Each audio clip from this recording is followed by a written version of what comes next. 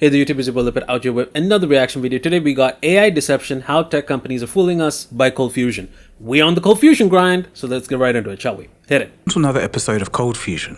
In 1770, Hungarian author and inventor Wolfgang von Kempelen built and unveiled a self-operating chess-playing machine called the Mechanical Turk. In demonstrations around Europe, his chess-playing invention won most of its games against actual human chess players. And it's even said that it went on to beat players like Napoleon and Benjamin Franklin. Okay. Naturally, the invention was extremely popular, a marvel of its day. However, it was actually just some guy under the table secretly operating the machine. In other words, it was a hoax. Some 250 years later, in 2016, Amazon pulled a similar stunt. Their checkout system called Just Walk Out allowed customers to simply grab items from the store. I'm pretty sure Linus did a reaction to this as well. Sorry, not reaction, sorry. He actually went to the store and tried it out. It was pretty solid. Leave. Under this system, customers didn't have to manually scan their items at the checkout. The transactions and logistics were automatically taken care of behind the scenes by AI. An elegant combination of computer vision, sensor fusion, and deep learning. This is what we're told, right? Or was it? Just like the Mechanical Turk, all was not as it seemed. Amazon's so-called AI technology was actually powered by 1,000 people in India watching and labeling videos to... Wow. What? Okay, I did not know. Okay. I was wondering where he was going with the whole Mechanical Turk thing, and then realizing, wait a minute, don't tell me people are actually... Okay. But I don't know how I feel about this because I'm going to let him speak, but is it basically AI being trained by the human input? Basically, as more humans are inputting and training the AI? Or is it just that the AI isn't capable of doing it for the foreseeable future, so they have to use people? What's the difference here? To ensure accurate checkouts. Now, humans labeling data is often how AI models are first it's for reinforcement learning. Okay, I can see that though. I can kind of see where this is going with that. Trained, and that's fine. But the point is, the advertising was misleading. Even by 20... Right, okay, yeah, that's fair. The fact that I didn't know this kind of information, which I think should have been fundamentally mentioned as part of the pitch. But I think it's like magic, isn't it? It's like if you know how technology truly works, it's not magical. It's like if you know how light refracts in the rain to form a rainbow, it's not as magical as someone who doesn't know anything about science and they see a rainbow and they'd be like, oh my God, it's God. Which is like, which is kind of the pitch I think they're going for here. It's like just having a response saying that AI is doing everything is so much more magical than saying that, oh, the people in the background watching and learning from this, which seems disingenuous in my opinion. 22. These 1,000 people were still manually reviewing 70% of transactions in 20 Amazon Go stores, 40 Amazon Fresh grocery stores, and 2 Whole Foods stores. Although some saw it as dystopian, Amazon promoted their Just Walk Out technology as a utopian magical solution powered by AI. I could imagine. I mean, imagine from 20 years ago, people just come into a store and then just walk out with food items, bro. That is magic. There's no way around that. That is. And herein lies the problem. Companies often leave out critical information in the fine print. It wasn't until 2023 that Amazon mentioned the use of the 1,000 people in India. I'm guessing they didn't. And it gets worse. According to a report by The Information, other companies were swindled too. Quote, 30 stores operated by other companies in the US, sports stadiums, 12 airports, and 1 university all used Amazon's walkout technology. And this is where things become murky. When companies promise revolutionary technology but don't follow up on them, it creates distrust, but it can even spoil it for those who are doing legitimate work in the field. Yeah. With the AI revolution... I can see where he's coming from, which is basically imagine there is actual good AI that does something that is really useful and really profound that, most, like, you cannot humanly do that. And then there are people who are just using humans to just work around the fact that the AI is not yet strong enough to do certain tasks, which kind of discredits AI in some way, which I can see. I see where he's coming from. We've seen over the past couple of years, there needs to be a more critical look at what's happening with AI. In this episode, we'll see the reasons for the AI hype and its consequences. We'll look at if there is indeed an AI bubble and what real-world impact that might be having. This includes companies releasing half-baked AI products, but also simultaneously replacing actual humans with AI. It's a dichotomy of an industry, so sit back and relax as we make sense of it all. Okay. You are watching ColdFusion TV. This is kind of it's an interesting topic. One use of AI technology. Let's see where we're going with this. No, it's not just you. The term AI is really being thrown around everywhere. For older ColdFusion viewers, you'd know that I've been covering AI for the good part of a decade now. Before 2022, the word artificial intelligence was limited to industry verbiage and obscure research papers. The general public didn't know or care. And even as late as 2021, when I covered GPT-3, there was a lot of people that thought I was just making it up. How could it? I gotta pause it here because I think there is a good and bad. Obviously, with everything in life, there's always going to be the good and bad. But I think there is going to be good in the sense that as AI is promoted, like in the forefront of culture, like everyone knows about it. I think you're going to see rapid developments in the field as well. I think it's the similar hypothesis I think people drew with like the dot-com bubble, but I think it's harder to cheat here than it is with the dot-com bubble, because in the sense that with a website, you basically get people to know, oh, here's a website, here's what you can find some details about some people, or you get to find a solution to maybe a problem you had. But with AI, it feels different. It's almost as though you can really tailor it to do anything. Like sorry, I can't even pronounce it. Like pharmaceutical, drug discovery, and maybe even training, digital twins and stuff like that to see how factories are running, which I think you can't really replicate that in any other previous human revolution. Like, this is a very powerful technology in the right circumstances. Computer possibly talk like that? Well, as you all know, after 2022, especially following the launch of ChatGPT, it was a different story. From your smartphone to LinkedIn to your local government site, a lot of organizations today will boast the term powered by AI. While in a lot of cases it makes sense, the overuse of the term and it being thrown around so casually is a symptom of something called AI washing. AI washing, simply put, is when companies create a fake buzz and mislead investors by providing manipulative information about the capabilities, limitations, or risks of their AI products, or simply wholesale lie about how and when they're using AI. According to Goldman Sachs, a record 36% of S&P 500 companies mentioned AI in their Q4 earnings reports.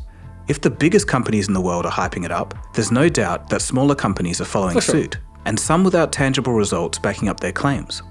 And the investments are there to match too. From 2015 to 2022, global corporate AI investments have increased 7 times. A lot of companies have seen tremendous growth in the recent AI hype, and this puts pressure on other companies to integrate AI into their business model or their products in order to compete. And that's even if it's not really AI. Monkey see, monkey do. For example, the Canadian investment firm Delphia claimed that it had built an AI to predict upcoming companies and industry trends, despite not having any such capabilities. The SEC... I feel like there has to be an educated guess here somewhere in there, because the moment you say upcoming companies and details, you have to ask the question of, okay, so how are you exactly ingesting information related to new companies? What are your, decision algorithms? Like, how are you weighing certain like positive approaches and negative approaches? And what all kind of factors are you including in the model to get you to your conclusion? I think those are logical questions I think you should be asking to people who, you basically say, hey, you have this capability, but how are you doing it? And they can say like, oh, it's proprietary, or you don't have to know any of that. But if they can't give a general, straightforward answer, more likely than not, they bluff it.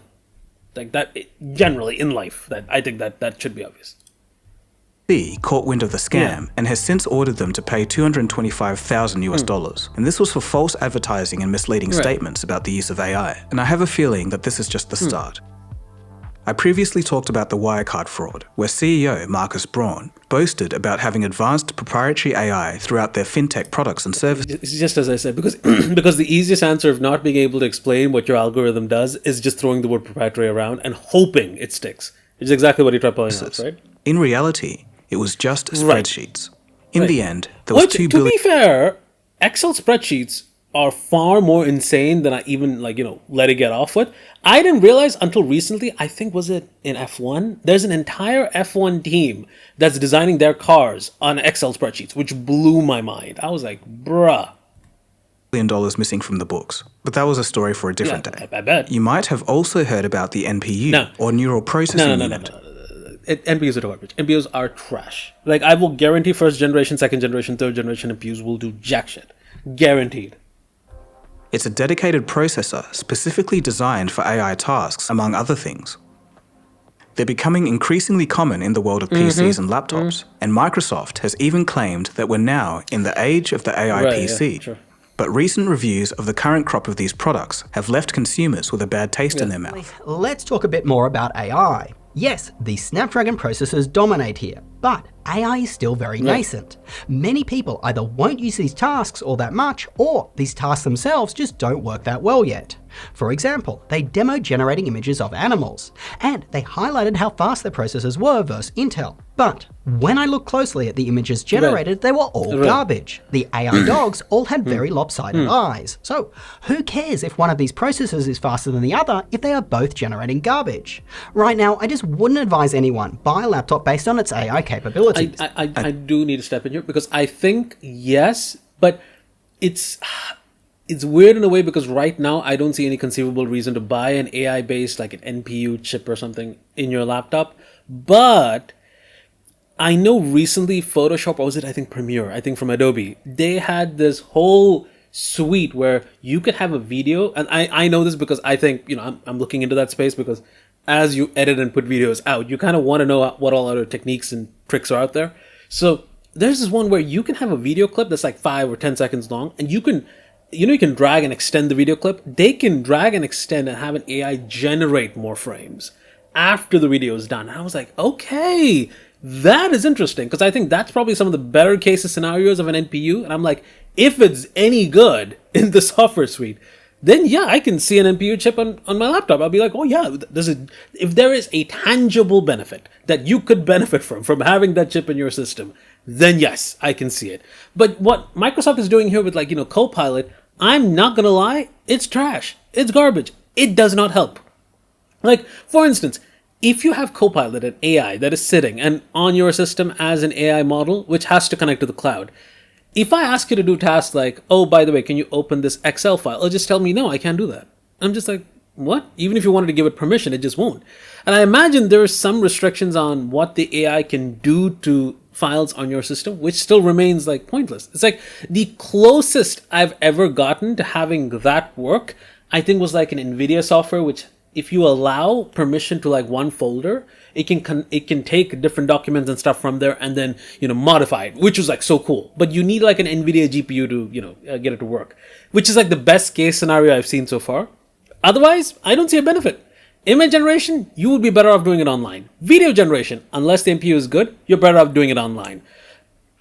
AI writing, using AI to write literature or books or, letting it do research analyses on documents, you can't even do locally yet. So these are not AI systems. These are dumb AI systems that you're just putting it forward on marketing as proper AI systems, which I think is disingenuous. And I think they're basically lying on that regard. I think, personally.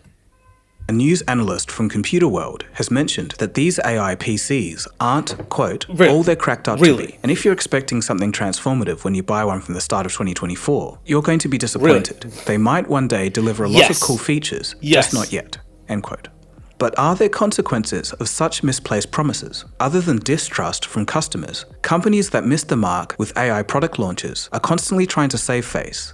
Even the most popular companies in the world are not immune to mistakes. Perhaps the biggest consequence of AI washing is a certain B word that might be lurking around the corner. Yeah, the bubble is interesting, yeah. Almost as soon as I didn't even catch that. Did you just say an AI? Why on earth does your washing machine need AI? I want my washing machine to be consistent, not AI driven, I'll be honest. Around the corner. I didn't even catch that. I was like, wait a minute. Almost as soon as AI started going uber mainstream from late 2022, a lot of people immediately likened the phenomenon to the dot-com bubble, or even the crypto fiasco. In fact, some people still do today. Even when we talk about the dot-com bubble, it's not the World Wide Web that was the problem, because of course, you're using it right now. Instead, it was mostly the e-commerce side of things which overpromised, reeling in investors, but underdelivered, leading to a crash when everyone realized that the companies that they invested in weren't making any money. With AI, there's no doubt that we'll see some more investment in the space, and monumental growth too. According to Oppenheimer, no, not the one you're thinking of, who's a chief global equity strategist at Goldman Sachs Research, quote, We believe we are in the relatively early stages of a new technology cycle that is likely to lead to further outperformance, end quote. NVIDIA. That is a strong, perspective that I think I can agree with. Yes, I can see with the rate of progress we have right now, with just general computing with CPUs and GPUs, wouldn't be surprised if we have a quantum computer maybe in 15, 16 years, which is a conservative estimate in my mind, and I think I would not be surprised to have proper AI machines within a decade. Would not be surprised. Who designs the chips that are powering big tech's AI revolution is tentative proof of NVIDIA this. is carrying the stock market, bro. Their stock is up 80% this year alone. Right. Perhaps excessive, but it's indicative of what the market thinks of AI. Or what its value is, right. Mark Cuban, who made his fortune during the dot-com era, also doesn't see AI as a bubble. In a recent interview with Lex Friedman, he expressed that the biggest sign that we're not in a bubble is the lack of IPOs in the AI sector. Also, the absence of companies with no intrinsic value going public, and the lack of, quote, funky AI companies is... I don't know, actually. I can see where he's coming from. Logically, it's yes, there are not as many, AI companies out there that's doing the IPOs and basically growing. But I'd argue the reason why that isn't happening is because companies like Google, Facebook, got all these bigger technology companies, when they see a company that has something to do with AI, they just buy them out.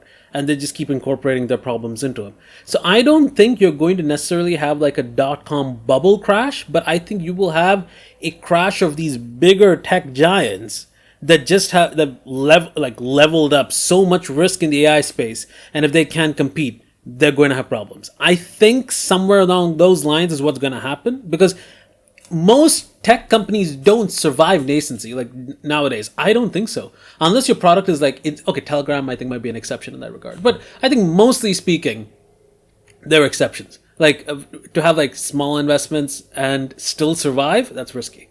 And not to mention, you want to have an AI company that Google, Facebook, Apple, any of those companies don't come and pick on you? Unlikely. It's a key indicator. He noted that the current market doesn't exhibit such characteristics. Yeah, and I think but in the current market, I don't think it has ever exhibited these kind of characteristics in the last 100 years, because my argument is, you got such big conglomerates that are controlling the market. You like to call it a free market, but let's be real, they are monopolies on what they do. You want Android or phone computing, you have two platforms, Apple and Google, which aren't that different from each other. You want VR headsets, effectively Meta and Apple, two competing, apparently competition, because I don't think they can have one, then they'd actually be a monopoly. You want Windows PCs. Yes, you can argue that, Windows PC, there are many manufacturers. There's only there are two main OS providers for that. There's either Apple or Windows. Yes, Linux is there. Sorry, Linux users, and I get it, you exist. But generally speaking, the market is a monopoly. It's just you don't really have the freedom of choice here, because your other choices are not nearly as well developed or executed as your more popular choices. So that's just my take, honestly. Largely agree with that. There's obviously some bad players in the industry who are just trying to make a quick buck. But there might be more to it, and here's what I mean. There's a known pattern for emerging technologies called the Gartner hype cycle. It describes how humans tend to be overzealous about a new revolutionary technology. We overestimate and overshoot its impact, hype it up until the market crashes. And after the crash, the real companies with the real value come through and spearhead the development of the new technology until it's mature. If we look at the Gartner hype cycle for AI, it seems like we're at the closing stages of the peak of inflated expectations and are slowly entering the trough of disillusionment. This interpretation of the current market means that there's going to be a lot of disappointment ahead. The real applications of AI will come after the hype and fatigue fades. But this time could be a little bit different, because at its core, AI has the ability to mimic cognitive labor, a change that no previous technology has been able to do without intrinsic human intervention. Correct. And I think that's the point I've been trying to get at, because it is such a vastly different piece of technology than anything else before. Because that's correct. You're mimicking human characteristics, which is right now you're mimicking it until you can figure out how you can build on it, which is terrifying. Whereas, as pointed out in a previous podcast episode, during the dot-com bubble, there were a lot of people simply making a random website and going public, and investors would throw money at anything with a .com at the end of its name. There's been a lot of organizations that have been rushing to launch AI products or replace humans with AI altogether. But the ones who are hastily adding the ever-popular, quote, powered by AI gimmick are failing badly, and there have been some spectacular AI failures. And there is one point, I know I'm still stopping it many times, but I think one of the things that terrifies me about AI is I don't want AI in everything, which is, I know where the future is going, yes, but I have a feeling that with more AI and more systems, it basically is just a government outreach. It just basically is, if there is like a general backdoor with an AI that's able to, as long as it's not locally on your phone or on your device, 100% they're going to have a backdoor in some way to take a sneak peek at what you're doing. 100%. There's no way around that. For example, a parcel delivery firm called DPD enabled an AI online chat for answering questions. For one customer, it was not only useless at answering relevant questions regarding his order, but instead, when asked, it provided him with a poem and swore at him. This amazing poem came forth about a DPD chatbot who wasn't able to do anything. It was quite amazing. It appeared to even disregard its own rules and started sweating. This reminds me of that one video where we saw. I don't know if the reaction's out, but there's a video where they had this whole story where an AI was being trained with human. They're human evaluators, but the fastest way to train an AI into doing something different is also having another AI kind of check its work in like a cycle loop. And where was the checker was basically lewdified, or basically had like, more than PG-18 kind of content, just kept pushing it onto, the main training AI, and the training AI just gassed it up and started putting out, I wonder, was it for ChatGPT? I think it was ChatGPT. I think it is one of their training functions. But what was insane is it just started throwing out so much lewd stuff to the human evaluators. The human evaluators were like, whoa, hold up a minute, and then tried shutting it down. Nope. It kept going the entire night, ruined the training AI. They had to shut that program down. I'm imagining whatever this AI was trained on was mad. And even started dissing its own employer, adding, DPD is the worst delivery. You know what? I think it's because they were trained on their own employee data. I'm guaranteeing it's because most of their employees kept saying that same point, DPD is trash. And the AI kind of learned the characteristics, is my best guess, because I don't think that it would learn that from anywhere else, honestly. In the world, I would never recommend them to anyone. In Australia, a group of academics used AI-generated material as part of their complaint submission to the Australian Parliament against 4 of Australia's biggest banks. Of course, the AI made up a whole bunch of information, including scandals that never existed, and implicating Deloitte when they had nothing to do with the original complaint. Someone on the team didn't read the entire submission before it went to the Australian government, so it was a huge embarrassment, and the academics were forced to apologise. This is just one of many examples, and I'm going to include a website that keeps a running tab of these AI blunders. Okay. But on the other hand, there are companies who are integrating AI successfully. And I don't have a reaction to this, but no one can tell me this isn't an Iron Man moment. And as much as I know Jensen has his goofy moments, this is so cool. He's just where we come to the other kind of broken promise when it comes to AI. It's not CEOs overpromising AI's usefulness, but underpromising instead. In other words, we were told that AI would be our assistants and create new jobs, not replace us. But what if that's just not true? Not about replacing the human in the loop. In fact, it's about empowering the human. He's not lying, but I think, logically you could conclude that, well, yes, but if it can help you be more than 3 times or 4 times productive as you usually are, then I can remove 3 or 4 of those redundant positions, is what I think that's double speak at its best play there. Assistant. It's an assistant. This clip from Satya is a bit hard to believe now, even though later he did mention the flip side. Yes, he didn't lie. He still didn't lie, which is crazy. Which is, yes, I don't think he retracted that statement. I think he just basically added on to the statement now. And yeah, that's true. If I'm not wrong, the tech companies have had massive layoffs in the last 2 years. Yeah. A lot of us use ChatGPT to help get work done on personal projects, but AI eventually creating more jobs than it would replace. Maybe not so fast. No, I don't think so. You may have noticed that since 2022, there's been a lot of tech-related layoffs. Wow. The narrative is that this is happening due to the overhiring during the pandemic times. And that would make sense. That would have made sense if it was for like maybe a year or 2, but not consistently. Even this year, there are a lot of layoffs. For 2022 and even 2023, but in 2024, we're still seeing mass layoffs. Now, if companies were just struggling to make a profit, the explanation would be as simple as the common business cycle. But strangely, Some of the biggest companies in the world are seeing record profits. They're almost cyclically shedding workers. According to reports, tech companies fired 165,000 people in 2022, 260,000 in 2023, and so far the projection is 270,000 in 2024. So if companies are doing fine, why are workers being kicked out the door? Well, marketing professor and author Scott Galloway thinks, quote, "There's something else going on," end quote.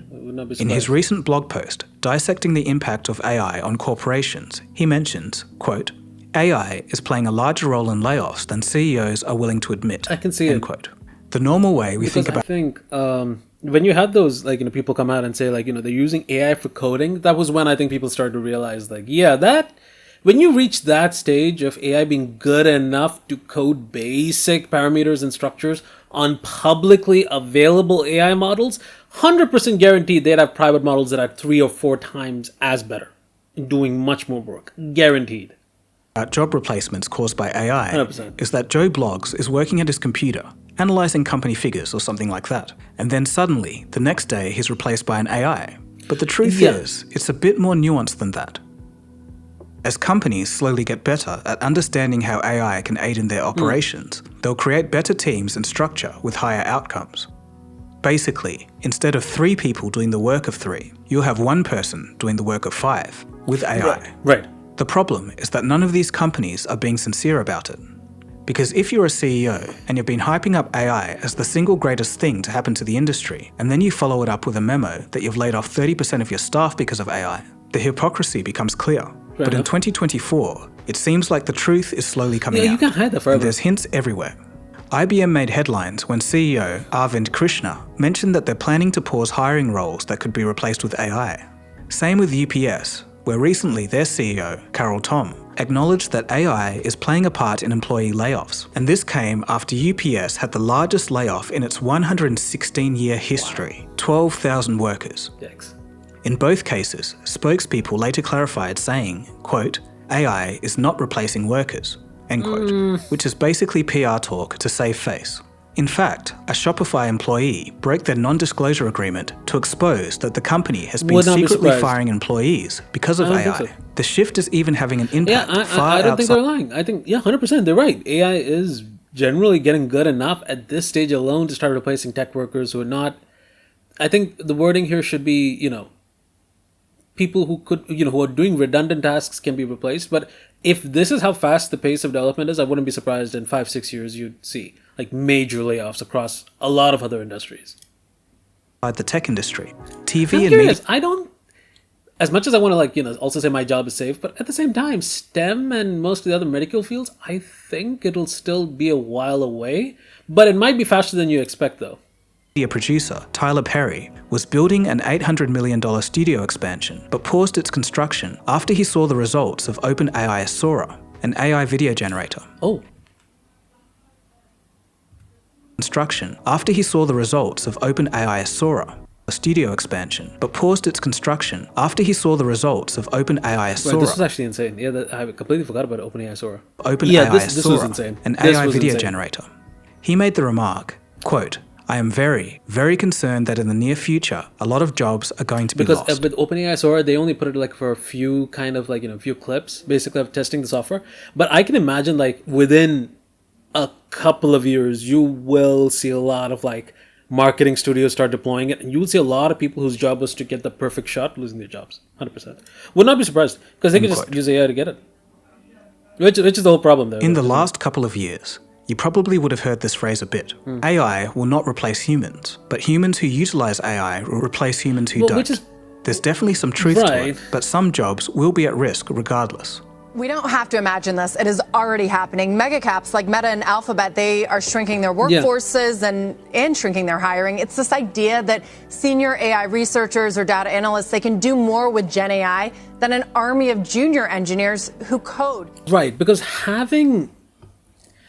you gotta really need junior engineers to eventually become the senior engineers that you want to replace them with, right? So eventually I think they're putting on the bet that the senior engineers will be there long enough for them to train strong enough AI models to replace everyone. With Gen AI than an army of junior engineers who code. A recent report from McKinsey found that around 12 million US workers may need to switch jobs by 2030. Lower wage workers are 14 times more likely to be impacted. Jesus. STEM, healthcare, builders, which is and what I was professional saying, right? fields will continue to add jobs.